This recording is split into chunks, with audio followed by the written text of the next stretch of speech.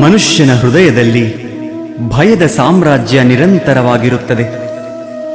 ಒಮ್ಮೆ ಸಂಪತ್ತನ್ನು ಕಳೆದುಕೊಳ್ಳುವ ಭಯ, ಮತ್ತೊಮ್ಮೆ ಅಪಮಾನದ ಭಯ, ಇನ್ನೊಮ್ಮೆ ತಮ್ಮವರನ್ನು ಕಳೆದುಕೊಳ್ಳುವ ಭಯ.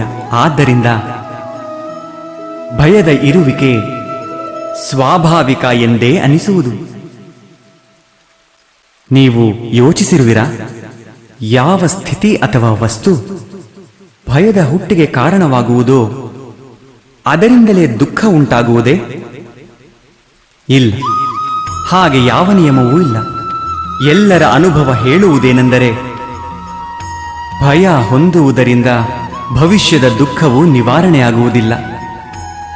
ಭಯವೆಂದರೆ ಮುಂದೆ ಬರಲಿರುವ ದುಃಖದ ಕಲ್ಪನೆ ಮಾತ್ರ. ವಾಸ್ತವದೊಂದಿಗೆ ಇದಕ್ಕೆ ಯಾವುದೇ ಸಂಬಂಧವಿಲ್ಲ. ಭಯವೆಂದರೆ ಕೇವಲ ಭಯ ಮಾತ್ರವೇ? ಭಯವೆಂದರೆ ಕೇವಲ ಕಲ್ಪನೆ ಮಾತ್ರ ಅಲ್ಲವೇ?